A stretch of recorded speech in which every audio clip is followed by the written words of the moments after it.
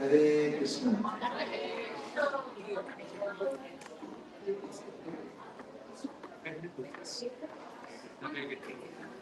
मेरा हाथ गलत थोड़ा सा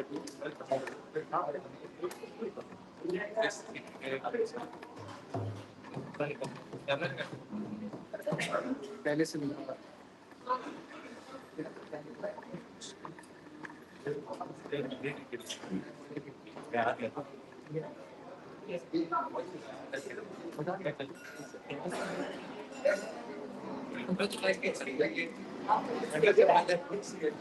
मतलब बहुत स्ट्रेस हो रहा है। मैं तो कुछ और मैं तो कुछ और कर रहा हूँ।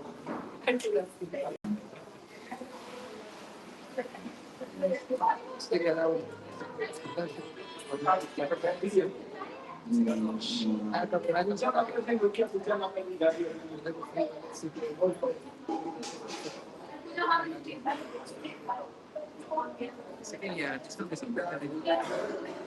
डिस्काउंट क्या आप सीखोगे तब तो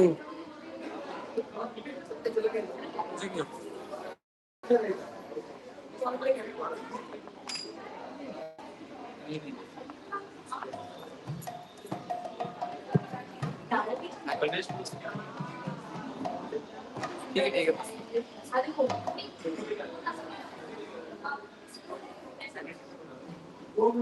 गाओगे क्या कुछ गाओगे कुछ कथा हमें खिलेगी आपके प्रोडक्ट आपके लिए आपके लिए तुम्हारे हमारे वतन सर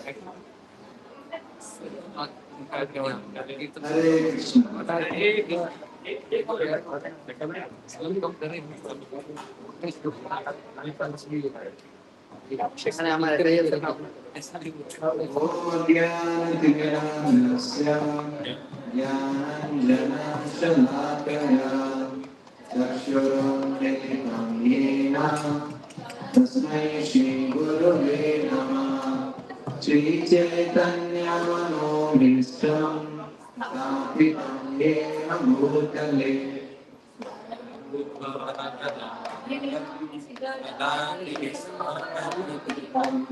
वन्देऽहं श्रीगुरो श्रीयुतापदकमलं श्रीगुरुं वैष्णवांश्च श्रीरूपं साग्रजातं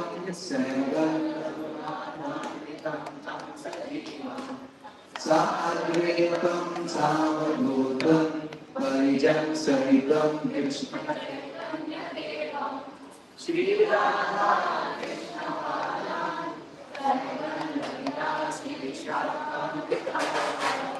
हे कृष्ण करुणा सिंधु दीनबंधु जगत्पते गोपेश गोपिका कांत राधाकांत नमस्तुते भक्तकांचन गौरांगी राधे वृंदावनेश्वरी विश्वनाथोस्ते देवी नमामि हरिप्रिये वंशाकल्पतरुभ्यश्च कृपासिन्धुभ्येव च पतितानां पावनेभ्यो वैष्णवेभ्यो नमो नमः।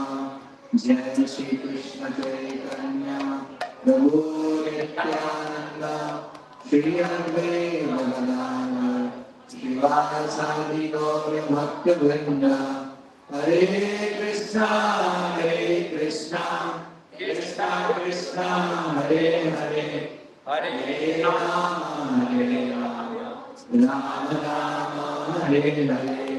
नमो विष्णुपादाय कृष्णपृष्ठाय भूतले श्रीमते भक्तिवेदांत स्वामिनिति नामिने नमस्ते सरस्वती देवे गौरवाणी प्रचारिणे निर्विशेष शून्यवादी पाश्चात्य देशकारिणे।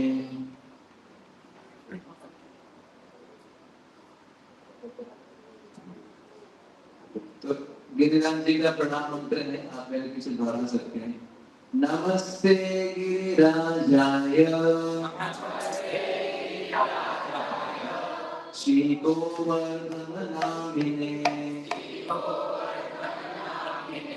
अशेष क्लेशनाशाय परम आनंददायिने।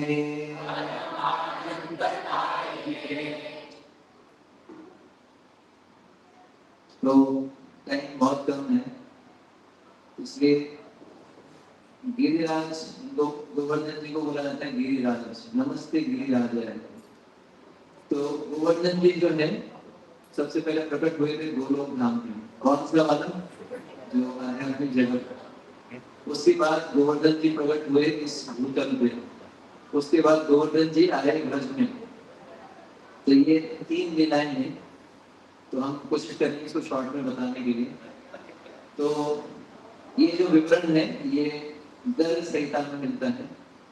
तो शॉर्ट में भगवान कृष्ण जो है, शॉर्ट में बोला जाए तो एक बार ये भोला राजा भोला था, उसने पूछा नारद मुनि से, ये जो पर्वतों में श्रेष्ठ जो है गोवर्धन जी, ये भगवान कृष्ण को बहुत अधिक प्रिय है, तो ये कैसे प्रकट हुए जरा बताइए। उन्होंने पूछा राजा भोला ने नारद मुनि से। तो नारद मुनि ने बोला आपका ये जो प्रश्न है ये बहुत सुंदर प्रश्न है, क्योंकि नर नर काम मोक्ष का फल इस प्रश्न से मिल जाता है।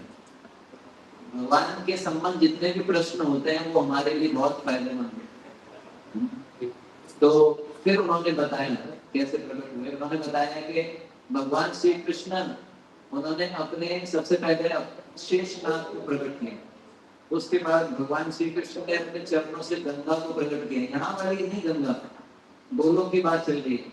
गोलोक के अंदर भगवान श्री कृष्ण ने अपने चरणों से गंगा को प्रकट किया और फिर यमुना जी को प्रकट किया अपने कंधों से। अपने कंधे से यमुना जी को प्रकट किया। फिर भगवान ने अपने टखनों से रास मंडल को प्रकट किया। अब इसमें क्या है, थोड़ा थोड़ा डिफरेंस ऑफ ओपिनियन है गर्ग संहिता और भागवतम में। तो वो मैं भी आपको गर्ग संहिता का रेफरेंस देके बता रहा हूँ। और फिर जो है वृंदावन जो है भगवान के घुटनों से प्रकट हुआ, ठीक है। उसके बाद श्रीमती राधा रानी और जो अन्य सब किया है वो भी भगवान के शरीर से प्रकट हुआ, ठीक है।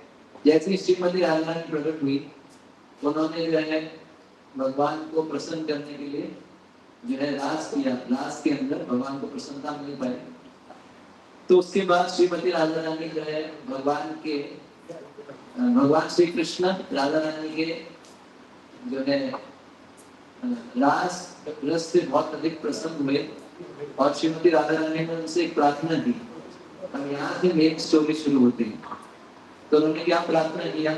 उन्होंने बोला अगर मैंने आपको अपनी सेवा से प्रसन्न किया है तो क्या आप मेरी एक प्रार्थना जो है, मेरी रिक्वेस्ट, आप उसको स्वीकार कर सकते हैं? तो भगवान कृष्ण ने बोला क्यों नहीं कर सकता, आपके लिए तो मैं सब कुछ कर सकता हूँ, जो वस्तु देने योग्य नहीं वो भी दे सकता हूँ। तो श्रीमती राधा रानी ने उनको रिक्वेस्ट किया कि ऐसे कोई जगह, आप ऐसे कोई एकांत स्थान को उत्पन्न कीजिए जहां पर हम रास लीला कर सके, ठीक है ना। इस संसार में जो लोग करते हैं उसको बोला जाता है रासकल लीला। भगवान जो करते हैं उसको बोला जाता है रास लीला, ठीक है ना। तो वो आध्यात्मिक स्तर की लीला है, इसको हम समझ नहीं सकते कम से कम जब तक हम शुद्ध ना हो जाए, परमहंस के स्तर पे ना हो जाए, ठीक है ना। सन्यासियों के 4 स्तर होते हैं, है ना। उसमें से टॉप मोस्ट सन्यासी होते हैं उनको बोलते हैं परमहंस।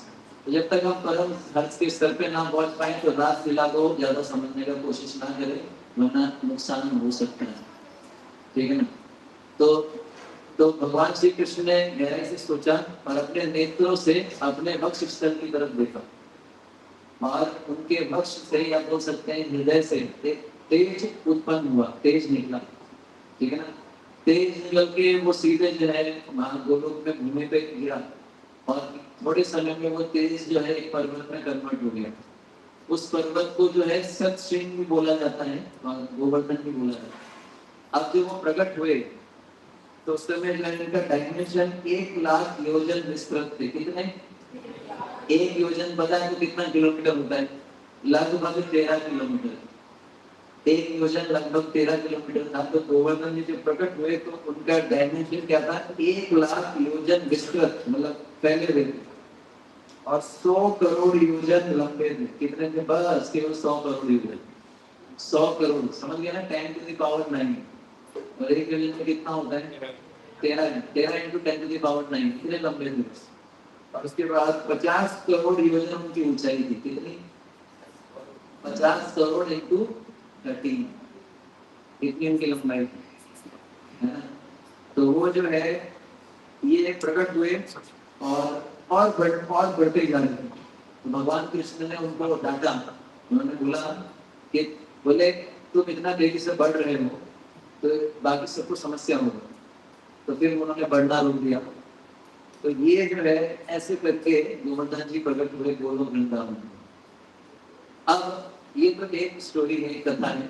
उसके बाद अब ये गोवर्धन जी कैसे आए भूलोक में, इस भूलोक में कैसे आए, ये गोवर्धन की बात है, ये गोलोक वृंदावन। तो उसके बाद बताया जाता है कि ये प्रश्न पूछा था नंद महाराज ने। अब सनंद जी से पूछा था, अपने भाई ने। बोले कि गोवर्धन जी इस होटल में कैसे आए। तो नंद महाराज ने बोला, सनंद जी ने बोला कि यही प्रश्न जो है पांडवों ने भीष्म देव से किया था। तो मैं आपको इसका विवरण सुनाता हूँ। तो फिर उन्होंने बताया कि जो भगवान कृष्ण है वो धरती पर प्रकट होने वाले थे। भगवान कृष्ण को आना था। भगवान कृष्ण की बात है, तो जब भगवान कृष्ण को प्रकट होने वाला था तो उन्होंने श्रीमती राधा रानी से रिक्वेस्ट किया कि आप भी चलो, क्योंकि आप मेरे बिना रह नहीं पाओगे।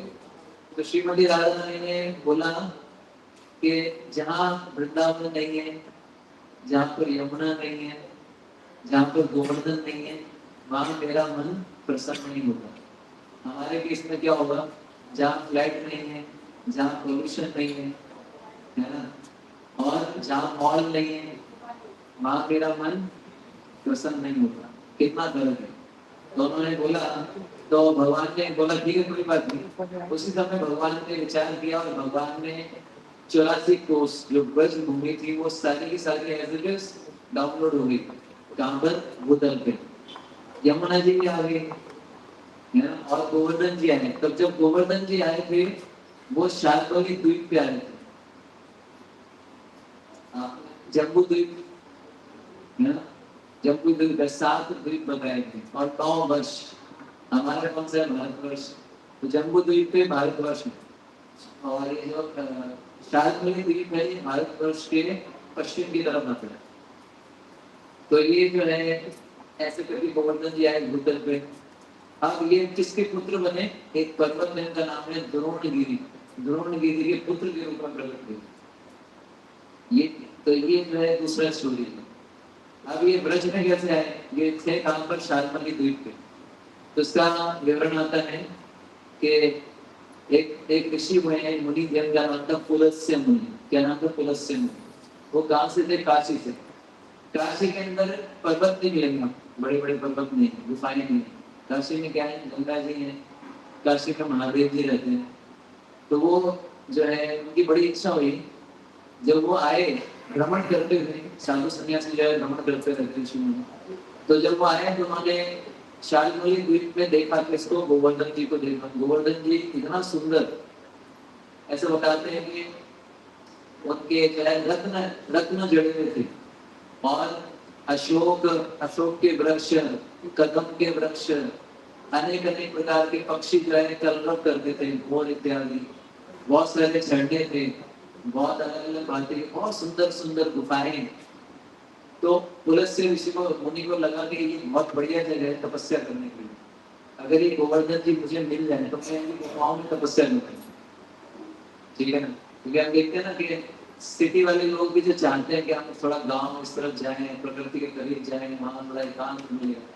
तो पुलस्त्य ऋषि ने रिक्वेस्ट किया द्रोणगिरी से, द्रोणाचल से रिक्वेस्ट किया। अब ये ग्रस्त थे और ऋषि मुनि आते हैं तो जो मांगेंगे देना पड़ेगा। उन्होंने बोला कि मैं चाहता हूँ, मेरी इच्छा है कि मैं तपस्या करूँ, तो आप मुझे अपना पुत्र दे दीजिए।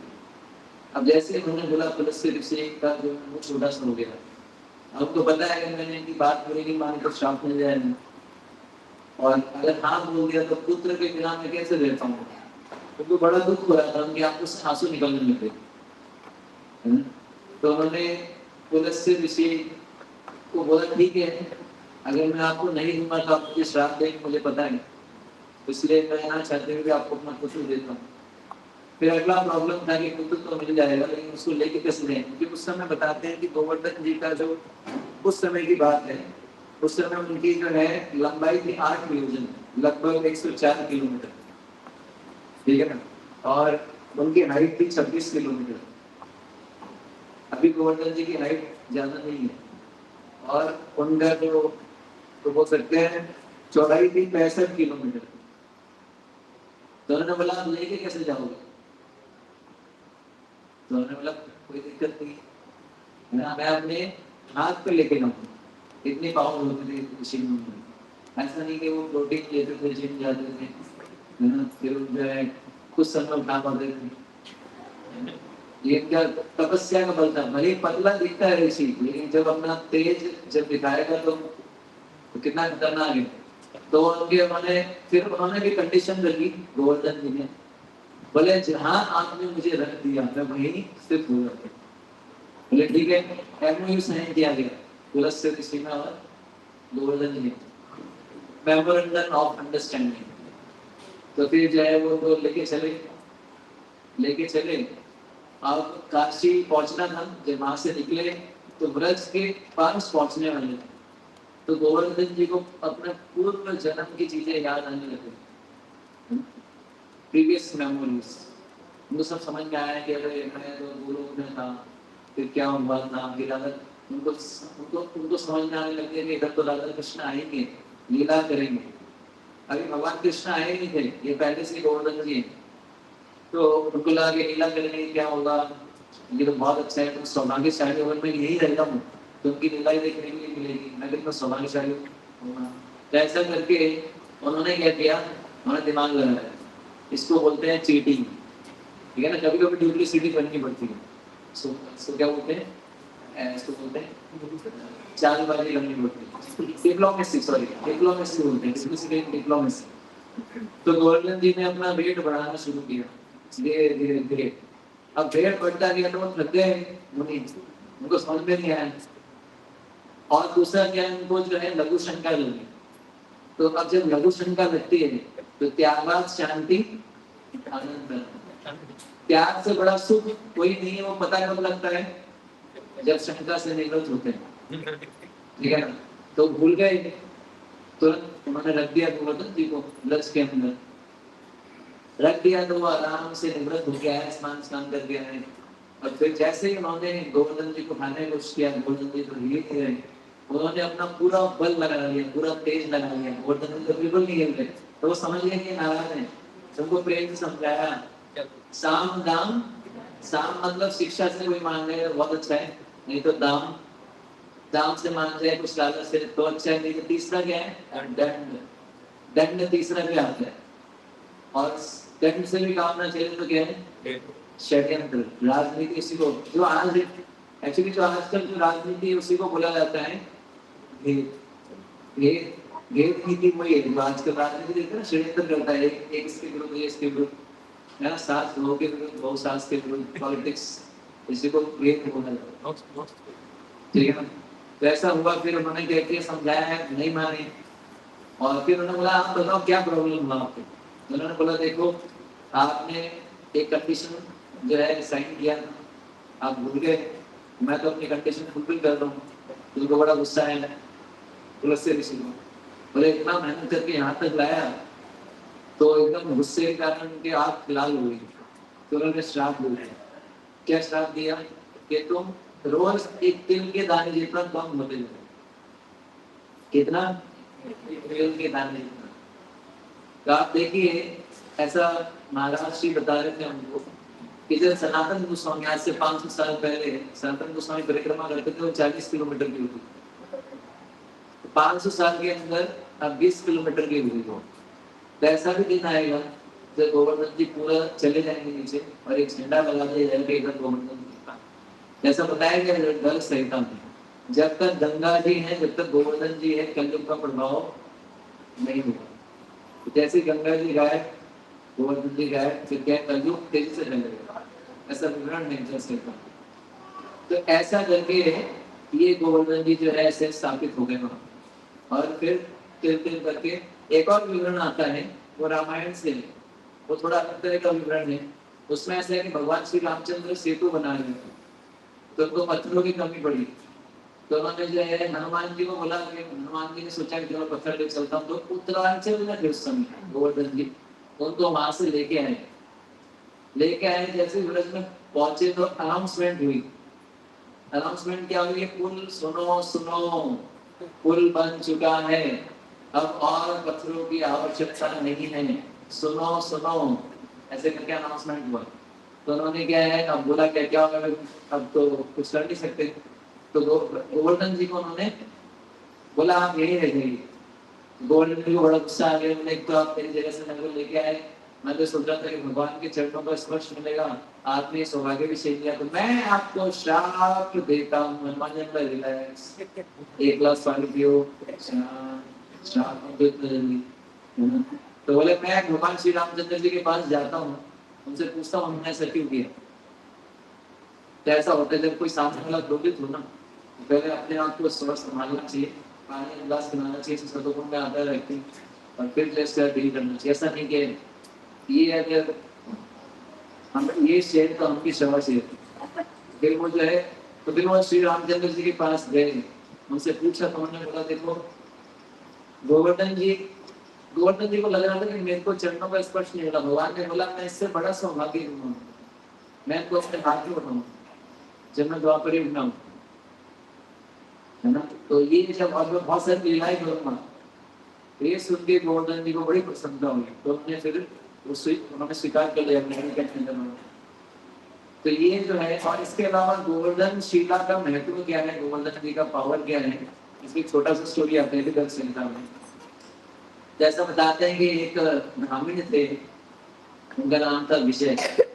ब्राह्मण कहीं से, तो वो मथुरापुरी आए थे कुछ कार्य से, और वापिस जा रहे थे मथुरा से, अपने जहाँ से आए थे वहां पर वापिस जा रहे थे।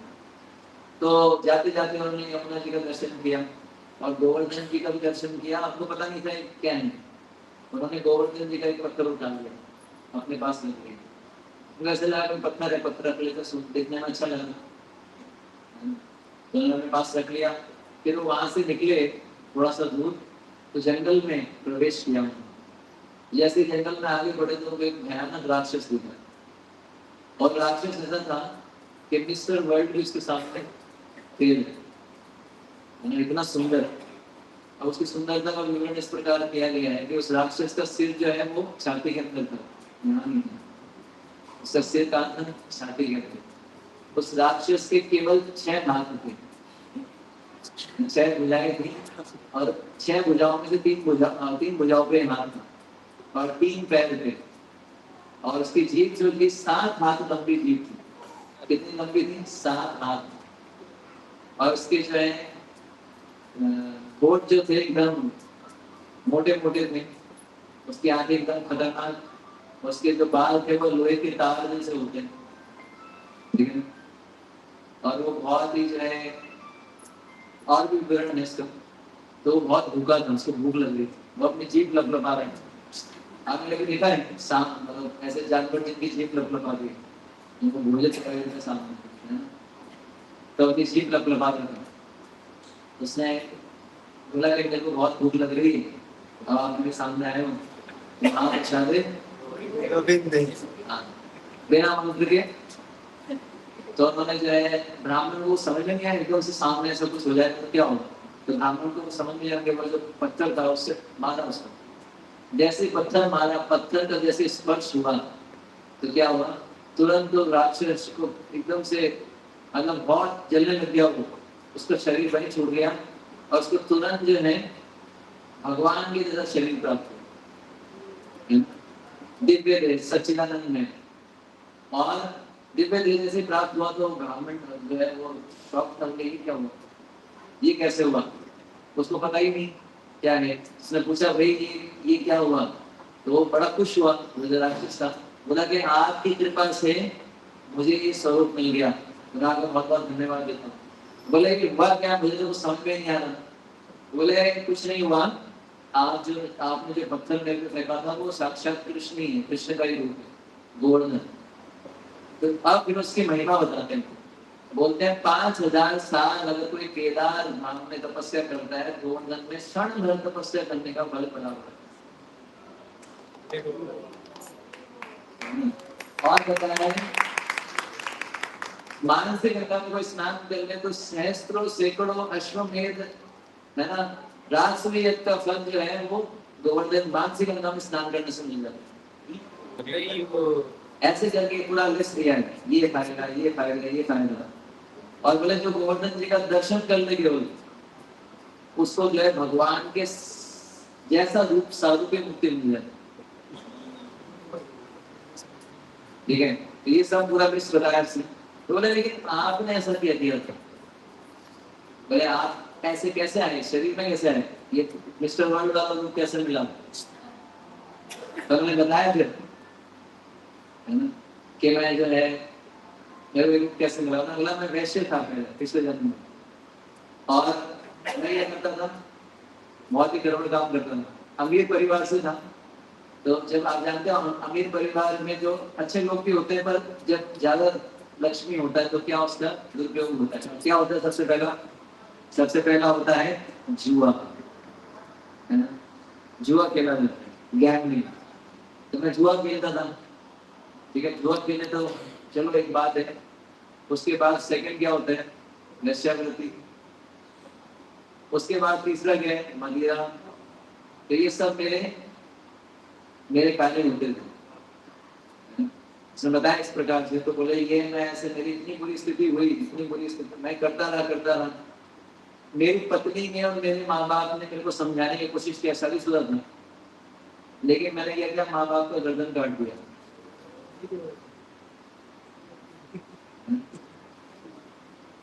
और माँ बाप को तो मार दिया।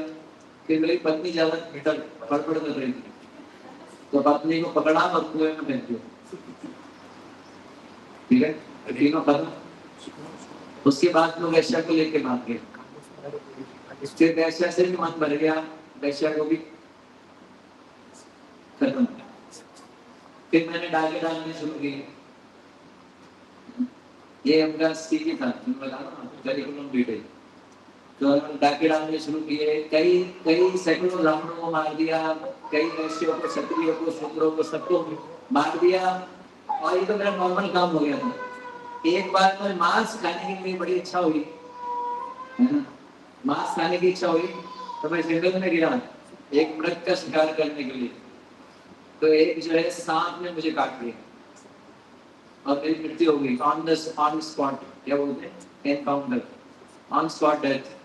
उसके बाद क्या हुआ, मेरे को एक मनवंतर तक कुंभी पार्क में रहना पड़ा। कुंभी पार्क काम तो बहुत अच्छे किए थे, तो यमराज जी से मेडल तो मिले गई।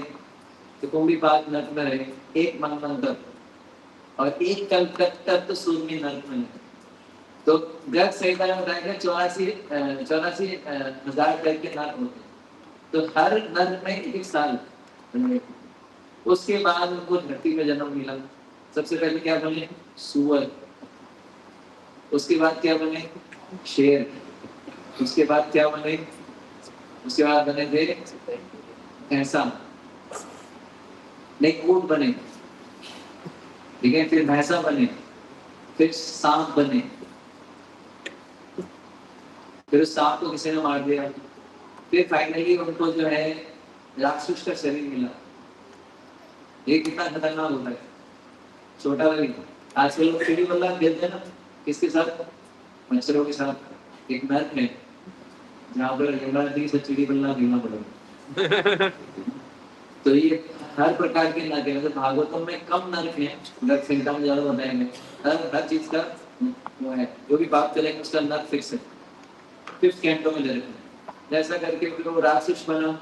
और वो एक बार वो राक्षस किसी व्यक्ति के अंदर घुस गया। तो व्यक्ति ब्रज के अंदर गया, वहां पर भगवान के जो पार्षद थे उनको भगा दिया। तो बेचारा जंगल में रहता था, बहुत सालों से कुछ खाया नहीं था। तो ये ब्राह्मण इसके सामने आया, और ये ब्राह्मण को शिकार बनाने की कोशिश की, लेकिन क्या हुआ, ये गोवर्धन शिला का पावर है। गोवर्धन शिला जो है, जो आपने देखा वो गोवर्धन शिला है, हमारे डॉक्टर ने उनका गोवर्धन शिला है, ठीक है ना। तो ये कितना शक्तिशाली है। और टाइम कितना हो गया अभी, तो गोवर्धन, ये तो है गोवर्धन का प्राकट्य, गोवर्धन जी का। दूसरा है गोवर्धन जी जो थे, ये आपको पता है जो लीला हुई थी, ये मैं शॉर्ट में बताऊं क्योंकि आप सबको पता है कि इंद्र यज्ञ होता था हर साल, इंद्र की पूजा होती थी ब्रज में, क्योंकि इंद्र जो है क्या है, पानी सप्लाई करते थे। तो भगवान श्री कृष्ण ने सोचा कि मैं अब गीता में बोलूंगा कि देवी देवताओं की शरण में नहीं जाना चाहिए, और मेरे घर पे ही प्रॉब्लम है, चैरिटी बिगिंस एट होम, है ना। भगवान ने बोला मैं बाद में गीता में बोलूंगा अर्जुन को कि जो देवताओं के पास जाते हैं वो क्या कम बुद्धि वाले हैं, अभी बोलूंगा, पर मेरे ही घर में लोग देवता की पूजा करते हैं, तो ये तो भाई यहीं से सुधार करना पड़ेगा ना, चैरिटी बिगिंस एट होम। तो उन्होंने बोला नंद महाराज के पास गए, बोले ये क्या चल रहा है, पिताजी को बोला पिताजी क्या चल रहा है मुझे बताइए थोड़ा सा। मैंने बताया कि देखो हमारी परंपरा चलती भी आ रही है, इंद्र जी वर्षा देते हैं, वर्षा से अन्न होता है, ये सब होता है, सब बताया। इसलिए जो है हमको क्या करना चाहिए, इंद्र को प्रसन्नता के लिए हम यज्ञ करते हैं, उनके लिए भोग बनाते हैं इत्यादि। तो फिर उन्होंने बहुत सारी थ्योरी दी, बोले अगर हम इंद्र को प्रसन्न नहीं करेंगे तो बरसात नहीं होगी। तो फिर भगवान ने कर्म मीमांसा की फिलॉसफी दी, बोले सब तो अपने कर्मों से मिलता है, इंद्र क्या करेंगे, आप अच्छे कर्म करोगे अच्छा मिलेगा, इंद्र तो बाध्य हैं देने के लिए। ऐसे करके भगवान ने घुमाया उनको काफी, फाइनली कन्विंस कर दिया। अब भगवान किसी को कन्विंस करना चाहे तो क्या होगा तो भगवान ने उनको ऐसा कन्विंस किया कि वो बोल दिया इससे बढ़िया है इनकी पूजा पूजा करने कोई मतलब नहीं है, आप क्या करो गोवर्धन जी की पूजा करो, गोवर्धन जो गौ वंश का वर्धन करने वाले। अब कई लोग ना हमारा मजाक उड़ाते सनातन सनातन धर्म का, सनातन लोग हैं, बोले ये लोग पागल लोग हैं, ये पर्वत की पूजा करते हैं, बंदर की पूजा करते हैं, शेर की पूजा करते हैं, तो कोई मिलता नहीं है, जिसको जो जो मिले उसी की पूजा कर लेते हैं। पर ये पर्वत जो है ये सामान्य पर्वत नहीं है, ये चिंतामणि है, ये पर्वत जो है सारी इच्छा पूरी करता है। एक बार मेरा एक्सपीरियंस है, लास्ट ईयर मैंने बहुत सीरियसली प्रार्थना किया, लास्ट ईयर की बात है, अगस्त के समय, किसी मैटर को लेकर मैं बहुत टेंशन में, बहुत ज्यादा एंजाइटी में। उस समय हमारा ब्रह्मचारी कैंप था, तो मेरे को समझ में नहीं आ रहा, ऐसे समझ में नहीं आ रहा कि कोई सॉल्यूशन निकलेगा, हाथ सब हथियार डाल दिए थे मैंने, कुछ हो ही नहीं सकता। तो मैंने कुछ नहीं किया, बस केवल गोवर्धन जी के पास हम लोग उठते थे, कुछ नहीं करता था, बस वहीं चैंटिंग करता था। गोवर्धन जी का जो परिक्रमा करने का रास्ता है ना जतिपुरा, बस वहीं चैंटिंग करता था, बहुत प्रार्थना किया। तो ऐसा अब मेरा तो ऐसा विश्वास है, गोवर्धन जी ने ऐसा रास्ता निकाला कि सांप भी मर गया, नदी भी नहीं डूबी। इसलिए मेरा फेथ जो है गोवर्धन जी पे काफी बढ़ गया उसके बाद। तो जो है ऐसा बताया गया शास्त्रों में, 3 भक्तों को हरिदास बोला जाता है, पता है किसी को कौन, 3 भक्तों को भागवतम में हरिदास बोला गया। अच्छा छोला पूरी कैसे बनाते हैं ये पता है, ये नहीं पता, हाँ हाथों से बनाता है छोला पूरी। छोला पूरी का उत्तर दे रहे हैं। 3 भक्तों को हरिदास बोला जाता है, एक युधिष्ठिर महाराज, ये हर साल मैं बताता हूँ, काफी ब्राह्मण की शायद है ना, एक युधिष्ठिर महाराज, एक उद्धव जी और एक गोवर्धन। अब इन तीनों में से एक एक भक्त को हरिदास वर्य बोला जाता है, हरिदासों में भी श्रेष्ठ वो कौन है, ये किसने बोला, राधा जी ने बोला है, ऐसे ही क्या है, राधा जी ने बोला है, उसका वैल्यू नहीं कुछ, कौन है राधा जी, उसका वैल्यू है कि नहीं कुछ। तो श्रीमती राधा रानी ने अपने मुख से बोला, क्या बोला, एक श्लोक है उसको ऑन करना, हम एक श्लोक पढ़ेंगे। चैतन्य महाप्रभु ने क्या बोला है, सबसे बेस्ट भगवान कृष्ण की सेवा कौन करते हैं, गोपियां, गोपियों में श्रेष्ठ कौन है, और श्रीमती राधा रानी क्या बोल रही है कि हमसे श्रेष्ठ कौन है, गोवर्धन। तो आप देख लो गोवर्धन जी कौन है। एक श्लोक आएगा, ये 10th कैंटो 21st चैप्टर और 18th वर्स, ये फेमस श्लोक है।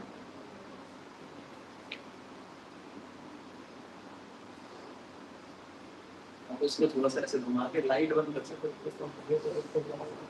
इस श्लोक में बताया गया गोवर्धन जी कैसे भगवान की सेवा करते हैं।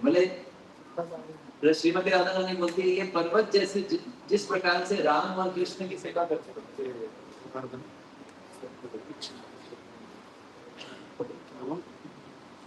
बोले श्रीमती राधा रानी बोलती है इस पर्वत ने जैसे भगवान की सेवा की वैसा आज तक किसी ने नहीं की। उसने सब कुछ लुटा दिया भगवान की सेवा। ठीक है ना। तो ये क्या है श्लोक आपको दिख रहा होगा 10:21 लेकिन अन्तायम् अद्रिर्बाल हरिता सुभर्यो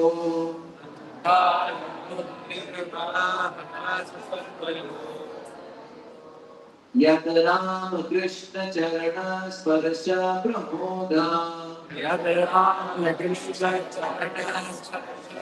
प्रमोदा मानं तनोति सनगो गणयोस्तयोर्य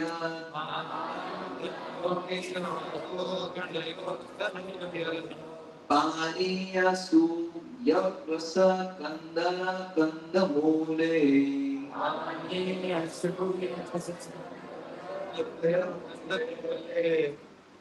तो ये श्रीमती राधा रानी बोल रही है कि ये जो पर्वत है ये अपनी गुफाएं भगवान की सेवा में लगाता है।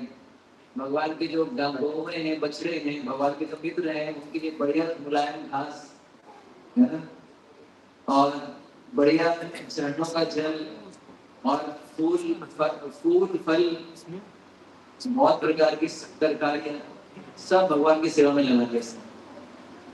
तो ऐसा करके फिर क्या होता है कि उनको कन्विंस कर लेते हैं गोवर्धन जी की पूजा करो नंद महाराज को। नंद महाराज बोलते ठीक है। अब इधर जो है इनको केंद्र जी को पता लगता है कि मेरे लिए जो बना था वो सब इधर ट्रांसफर कर दिया उन्होंने। बड़ा गुस्सा आता है और वो क्या करते हैं भगवान बोलते हैं गोवर्धन जी के लिए पैसे बताते हैं। जब सारे उदासी को बोला कि जो बना के लाना लाओ जितना हो सकता है। तो ऐसा बताया था कि खीर का कुंड था। सोचो एक खीर का कुंड उसमें हम तैरने और खा भी ले इसको और पूड़ियों का पहाड़ है ना ऐसे वर्णन है। तो ऐसा करके जो है उन्होंने सब बना के लाए गोवर्धन जी को ऑफरिंग किया उन्होंने। और भगवान ने ये बोला कि पहले भगवान ने बोला कि सबको खिलाओ अच्छे से ब्राह्मणों को खिलाओ। फिर बोला गौओं को खिलाओ अच्छे से घास वगैरह की पूजा करो ब्राह्मणों की पूजा करो।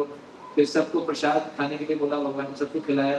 फिर बोला आप अच्छे से जो है वस्त्र पहन के स्नान करके आप सबकी परिक्रमा करनी गोवर्धन जी की। तो जब उससे पहले क्या जब भगवान ने क्या किया भगवान खुद ही प्रवेश कर गए गोवर्धन जी और भगवान ने जो है बोला भगवान ने बोला मैं तुम्हारे भेंट से बहुत प्रसन्न हूँ। तो सबको लगा ब्रजवास से पहले तो बोलने वाला प्रभु और फिर जो है उन्होंने सब खा लिया। ऐसे चपात उनके पूड़ियां ऐसे मुंह में जा रही थी इस पैकेट में और कचौरियां ऐसे जा रही थी है ना। खीर के कुंड खाली हो गए। फिर सबको लगा हम क्या खाएंगे। सोचो आप प्लेट अंदर डालो और खाली बाहर निकले तो हमारी भक्ति की परीक्षा होगी तब तक भूख लगेगा। तो फिर जो है उन्होंने बोला आन दिया बोले मुझे और चाहिए। तो फिर जैसे गाँव में इसको बोलते हैं आन दिया जहाँ पर गोविंद कुंड। फिर गोवर्धन जी की कृपा से सब कुछ प्रकट हो गया वापस। फिर भगवान ने परिक्रमा लगी। इधर जो है इंद्र जी को पता लग गया बोले गवार बालक जिसको कुछ पता नहीं छोटा बालक अपने आप को बहुत जो है बुद्धिमान समझता है। तो इंद्र ने जो है इमरजेंसी सप्लाई उनके पास एक टैंक था उसका नाम था संवर्तक। वो टैंक खोल दिया जैसा टंकियां होती है ना या डैम खोल देता है डैम खोल देते डैम का एक गेट खोल देते हैं बस हो गया काम। तो वो डैम मान लो उसमें पूरा वाटर स्टोर था और इसमें बताते हैं जब संवर्तक को बोला जाओ संवर्तक पूरे ब्रज को डुबा दो सब नष्ट कर दो। ऐसा बताते हैं बारिश जो हुई थी संवर्तक जब आए तो पता है बूंदे कैसी थी पिलर के समान खंभे के समान एक बूंद। इधर कभी ऐसी बरसात हुई है कभी कभी ओले गिरते हैं है ना। मान लो भयंकर बड़े बड़े ओले गिरे विंडशील्ड चली गई गाड़ी ऐसा एक हुआ था शायद लास्ट ईयर एक बार ऐसा बीच में शुरू हुआ। तो ऐसा करके जो है बहुत ज्यादा ऐसा तेज बरसात होने लगी। तो भगवान ने क्या किया सब घबरा गए सबको बहुत ठंड लगने लग गई, बहुत बाढ़ जैसी आ गई, सब भगवान के पास दौड़े, भगवान बचाइए बचाइए। भगवान ने क्या किया, गोवर्धन पर्वत को उठाया। तो आचार्य लोग बोलते हैं ऐसे उठाया जैसे हाथी कमल को उठाता है, या एक बच्चा जो है कुकर मुद्दा, कुकर मुद्दा क्या होता है, मशरूम। मशरूम। कितना कितना जोर लगता है मशरूम को उठाने। इससे पता लगता है भगवान जिम में जाके भगवान नहीं हुए, प्रोटीन पी के भगवान नहीं हुए। ठीक है, फिर भगवान को उठाया, 7 दिन तक उठाया रखा, ना खाया ना कुछ किया। लेकिन आचार्य लोग बताते हैं इतना बढ़िया एटमॉस्फेयर था, उस गोवर्धन पर्वत के नीचे आते ही ना किसी को दुख हो रहा था, ना किसी प्रकार का कष्ट, ना भूख लग रही थी, ना प्यास लग रही थी, और एसी था पूरा। ये वाला एसी भी फेल है, जिसको जितना टेम्परेचर चाहिए उतना ही टेम्परेचर। और जैसे आप किसी पत्थर को उठाओगे तो उसके नीचे कीड़े निकलेंगे ना, उसमें ऐसा नहीं था, चैम्बर्स बने हुए थे और रत्न लगे हुए थे। ये था। और जैसे मान लीजिए यहाँ चाहिए 27, वहाँ चाहिए 35, तो वहाँ 35 हुआ। ऐसा टेक्नोलॉजी तो भैया बहुत मुश्किल है। कल मेरे को भक्त बता रहे थे भगवान कृष्ण के पास ऐसी टेक्नोलॉजी थी कि वो बांसुरी से एक स्वर निकालते थे, उससे जिसको जो मैसेज भेजना था वो मैसेज मिल जाता था। राधा रानी को अलग मैसेज मिलता था, गायों को अलग मैसेज मिलता था। ऐसी टेक्नोलॉजी तो मैंने आज तक सुनी नहीं, एक स्वर से। तो भगवान के पास खतरनाक खतरनाक टेक्नोलॉजी। तो ऐसा करके फिर वो जो है इंद्र को पता लग गया, एक बूंद भी नहीं गिरी, क्योंकि सुदर्शन ऊपर घूम रहे थे। तो जब इंद्र को पता लगा कि भैया ये तो बाप से पंगा लग गया, तो वहां पर एक जगह इंद्रौली, इंद्र आए वहां पर, पहले ब्रह्मा जी के पास गए, बोले गड़बड़ होगी। ब्रह्मा जी ने बोला इसने नई बात क्या है ना, आप परंपरा में ही हो, हमने भी गड़बड़ की। तो बोला एक काम करो कि आप इंद्र जी को, सूर्य जी को लेके जाओ, भगवान को गाय बहुत अधिक प्रिय है, तो सूर्य जी को आगे कर ले। जब किसी से गड़बड़ हो ना, किसी सीनियर डिवोटी के प्रति, मतलब ये तो भगवान के प्रति ना, कुछ बड़ा अपराध हो जाए तो किसी जो उसको प्रिय है ना उसको आगे करो, ये सिस्टम है अपने आप को बचाने का।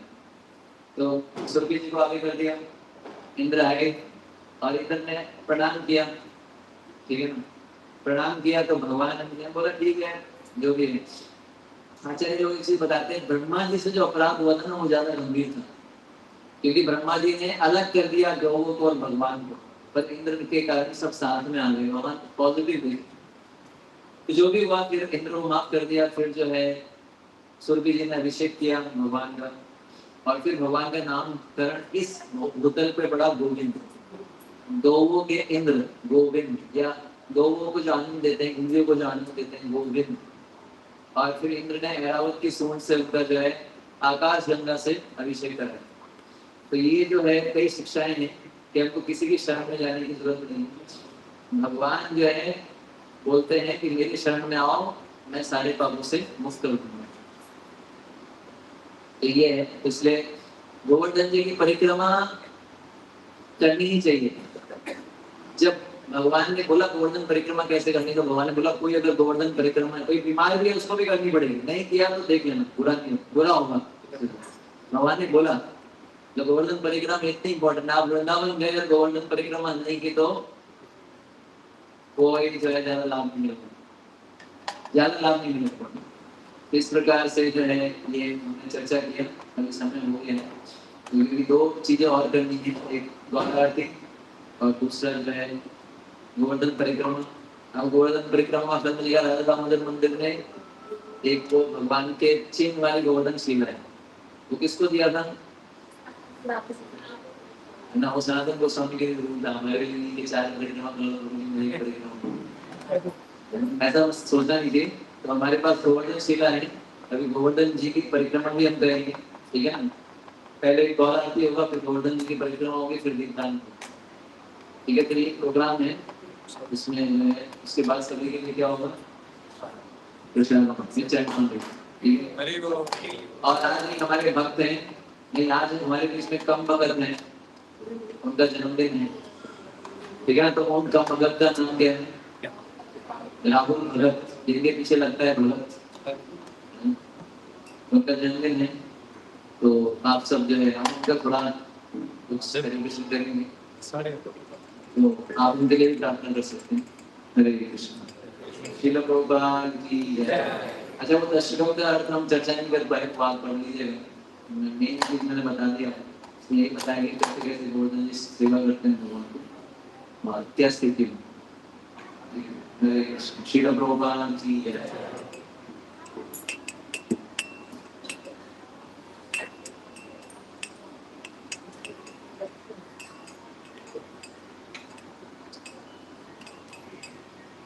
इसमें आरती लगानी पड़ेगी। इसमें आरती आदिल देख देख आगे क्या क्या उसके अंदर पुलिस का अनाउंस करना आखिरी में सही नहीं एक बार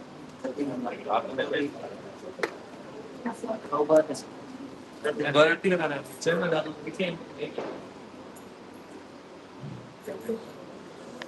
बात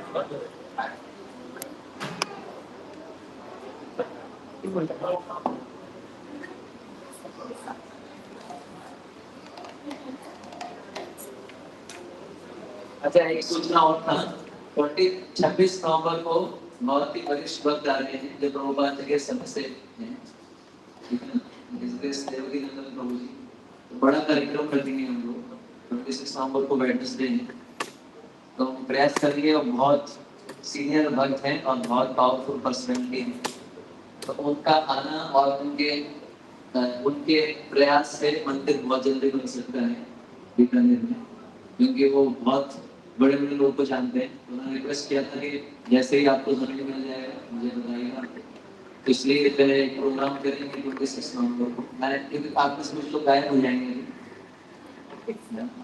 अगला उत्सव है 26 नवंबर को प्रभु जी आएंगे और परसों 25 अक्टूबर को प्रभुपाद जी का डिसअपियरेंस डे उस दिन भी हम प्रोग्राम करेंगे मोस्टली आफ्टरनून में करेंगे आपको बता दें आफ्टरनून में इवनिंग जैसा मिलेगा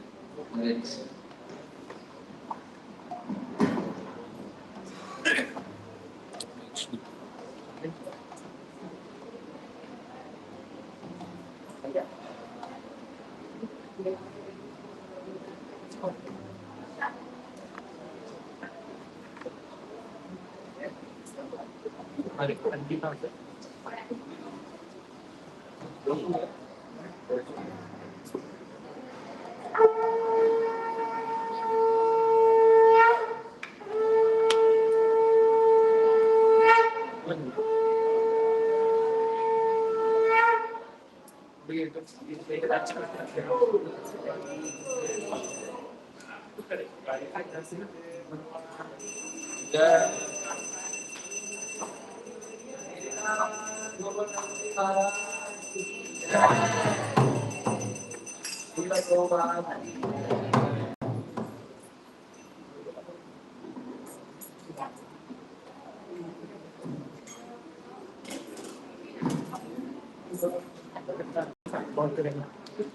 साइड ही निकाल रमेश लो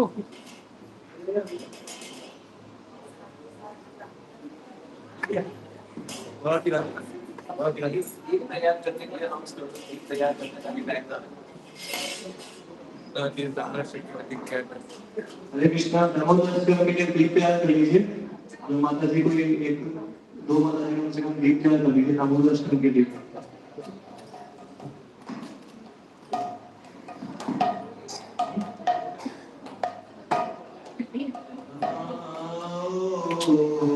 विष्णु